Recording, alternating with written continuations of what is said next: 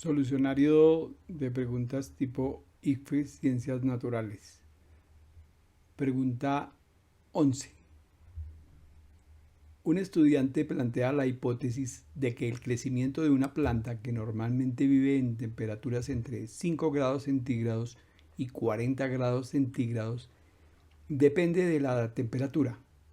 Para probar su hipótesis que quiere realizar un experimento con 6 individuos de la misma edad. Para probar su hipótesis, el estudiante debería distribuir las plantas de la siguiente manera.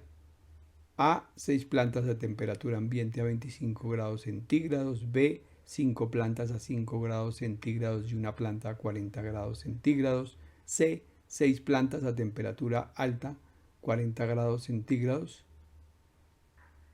D. 2 plantas a 5 grados centígrados, 2 a 40 grados centígrados y 2 a 25 grados centígrados. Tenemos aquí una pregunta de biología y debemos diseñar un experimento para dar respuesta a nuestras preguntas. Y se debe identificar variables que influyan en los resultados del experimento, con una capacidad para comprender y que para realizar experimentos de manera adecuada se deben tomar diversos datos dependiendo de la situación en que se encuentre. En este momento es verificar el crecimiento de una planta que generalmente crece en temperaturas entre 5 y 40 grados centígrados. Entonces, ¿qué nos dice la manera en que debe distribuir las plantas? La A nos dice que 6 plantas a temperatura ambiente a 25 grados centígrados. Esta opción A no es la respuesta correcta, porque al poner las 6 plantas a la misma temperatura no tendrá ningún dato para contrastar si la temperatura influye en su crecimiento. La opción B nos dice que colocar 5 plantas a 5 grados centígrados y una planta a 40 grados centígrados. Esta opción B tampoco es la respuesta correcta, porque no realiza una distribución homogénea del número de plantas. Además, solo utiliza los datos extremos del rango de crecimiento de la planta. La opción C nos dice que distribuir las 6 plantas a temperatura alta, 40 grados centígrados. Esta opción C no es la respuesta correcta porque al poner las 6 plantas a una misma temperatura no tendrá ningún dato para contrastar si la temperatura influye en su crecimiento. Además, solo tiene en cuenta la temperatura más alta del rango. La opción correcta es la D, colocar 2 plantas a 5 grados centígrados, 2 a 40 grados centígrados y 2 a 25 grados centígrados. Porque esta es la única opción que plantea una distribución homogénea por pares de plantas a las diferentes temperaturas del rango de crecimiento de la planta estudiada.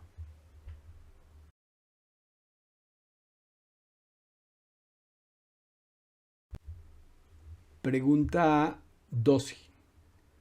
Para una tarea de ciencias, Carlos debe consultar acerca de los diferentes biomas y sus características ambientales y llenar la siguiente tabla. La primera columna dice bioma, la segunda dice temperatura, la tercera altitud y la cuarta presión atmosférica. Para llenar la tabla, Carlos debe conocer las unidades correspondientes para cada una de las características ambientales mencionadas. ¿Cuáles son estas unidades? En esta pregunta tenemos que hacer indagación, también una pregunta de biología, y se deben realizar mediciones con instrumentos y equipos adecuados. Y tenemos que recordar la capacidad de comunicar de manera correcta las unidades de medida de las diferentes variables de un estudio científico. Acá, por ejemplo, en la A nos colocan, todas tienen temperatura, altitud y presión atmosférica, pero las unidades de cada una de estas son diferentes. La A tiene grados centígrados, metros y centímetros cuadrados. La B, newtons, metros sobre el nivel del mar y centímetros cúbicos. La C, grados centígrados, metros sobre el nivel del mar y atmósferas. La D, atmósferas, metros sobre el nivel del mar y newtons. Si analizamos la A, la temperatura en grados centígrados estaría correcta. La altitud en metros, pues sencillamente no sería adecuada y la presión atmosférica en centímetros cuadrados no son las unidades. La B, temperatura en newtons, no sería. La altitud en metros sobre el nivel del mar, bueno, está bien, pero la presión atmosférica en centímetros cúbicos no es una medida adecuada. La C nos dice que la temperatura en grados centígrados, correcto, metros sobre el nivel del mar estaría correcto y la presión atmosférica en atmósferas. Esta opción C sería la respuesta adecuada. La D nos dice que la temperatura debe estar en atmósferas, equivocado. La altitud metros sobre el nivel del mar, correcto, y la presión atmosférica está equivocado en newtons. Por lo tanto, la opción C es la respuesta correcta porque presenta las tres unidades de medida del estudio de manera adecuada y correcta.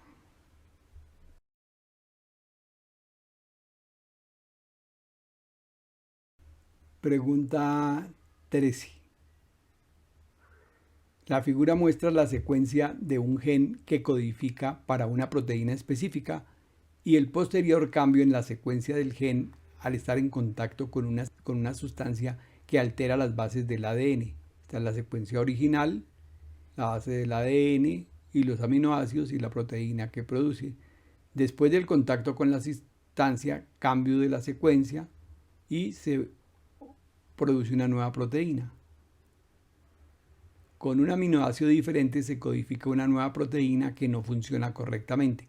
Con base en la información anterior, si una hembra tiene esta mutación, ¿en qué tipo de células se debió presentar la mutación para afectar a la descendencia?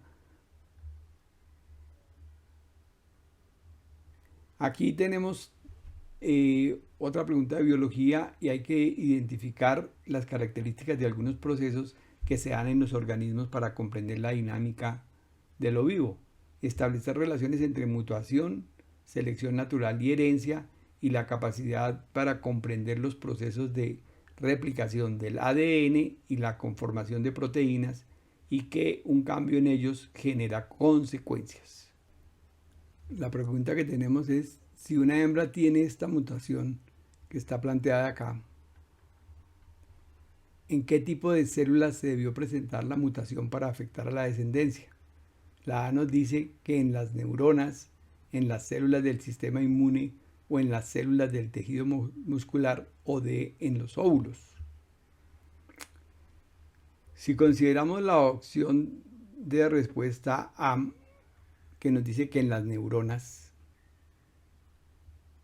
no sería la respuesta correcta porque la información brindada no se refiere nunca a este tipo de células o tejidos. Además, una mutación en una neurona no ocasionaría que la mutación se presente en la descendencia de la hembra. Ahora, si pensamos en que sea la opción B, que nos dice que en las células del sistema inmune, esta respuesta tampoco es correcta porque la información brindada no se refiere nunca a este tipo de células o tejidos. Además, una mutación en una célula del sistema inmune no ocasionará que la mutación se presente en la descendencia de la hembra. La opción C nos dice que la mutación se debió presentar en las células del tejido muscular. Tampoco sería la respuesta correcta porque la información que nos han dado no se refiere nunca a este tipo de células o tejidos. Además, una mutación en una célula del tejido muscular no ocasionará que la mutación se presente en la descendencia de la hembra.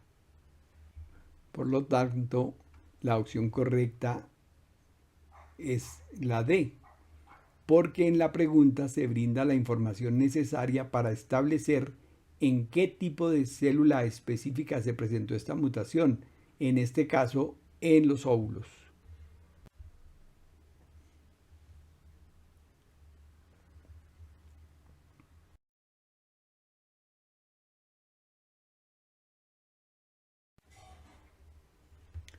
Pregunta 14. Una ciclista recorrió una etapa de 35 kilómetros. Durante el recorrido, un sensor registró la rapidez de la ciclista en función del tiempo, como se muestra en la gráfica. Aquí tenemos la rapidez en metros sobre segundo y aquí el tiempo en 1, 2, 3 y 4 intervalos del tiempo, y aquí está la gráfica que los correlaciona. Durante la etapa, una llanta de la bicicleta se pinchó y tuvo que parar a cambiarla. ¿En cuál intervalo la ciclista se detuvo a cambiar la llanta? ¿En el intervalo 1, en el intervalo 2, en el intervalo 3 o en el intervalo 4? Acá este es un problema de física en el que tenemos que tener establecidas relaciones entre las diferentes fuerzas que actúan sobre los cuerpos en reposo o en movimiento rectilíneo uniforme en este caso, y establecer condiciones para conservar la energía mecánica. Acá además tenemos que tener la capacidad para analizar una gráfica como esta y extraer información relevante a una situación de problema que nos están planteando. Entonces, nos dicen que en la opción A nos dicen que el intervalo en que se detuvo a cambiar la llanta es el intervalo 1, acá.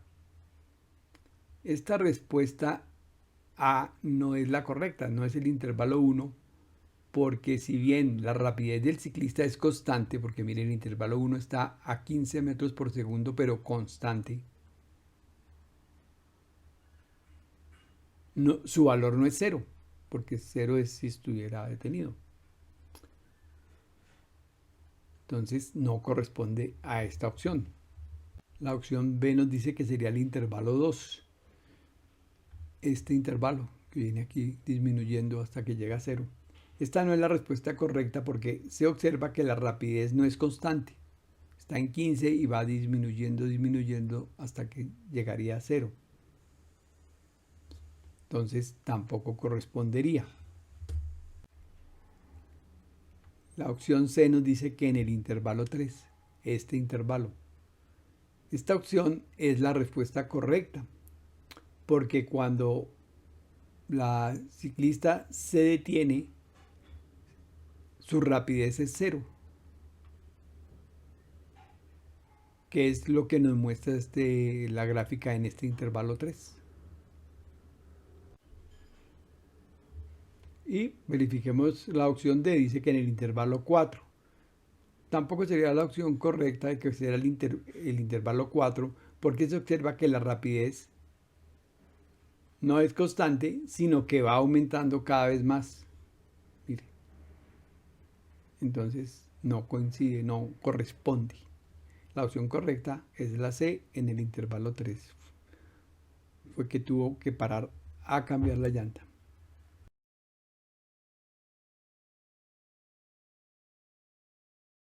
Pregunta 15.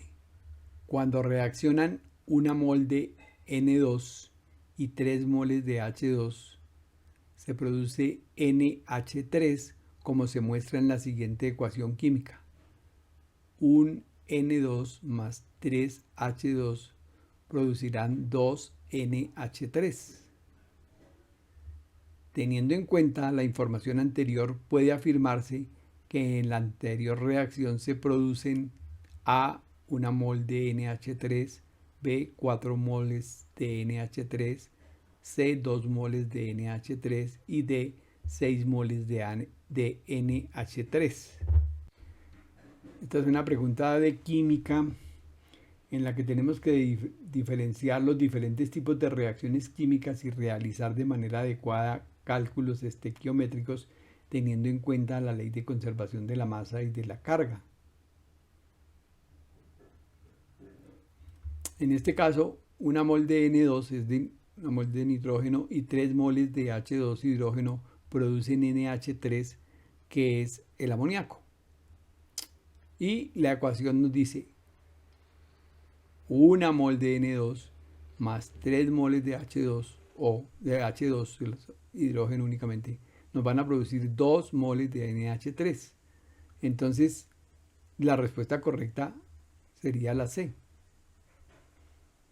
porque al revisar la ecuación química que se presenta en el enunciado se puede verificar que además de eso lo debemos comprobar si está balanceada y afirmar que realmente se producen 2 moles de NH3, pero miremos el balance del nitrógeno. Acá tenemos una mol de N2, 1 por 2, 2 nitrógenos, y acá 2N, 2 nitrógenos. Y acá tendríamos 3 por 2, 6 hidrógenos, y acá tendríamos 2 por 3, 6. La ecuación está balanceada, y si está balanceada, pues sí es correcta la afirmación.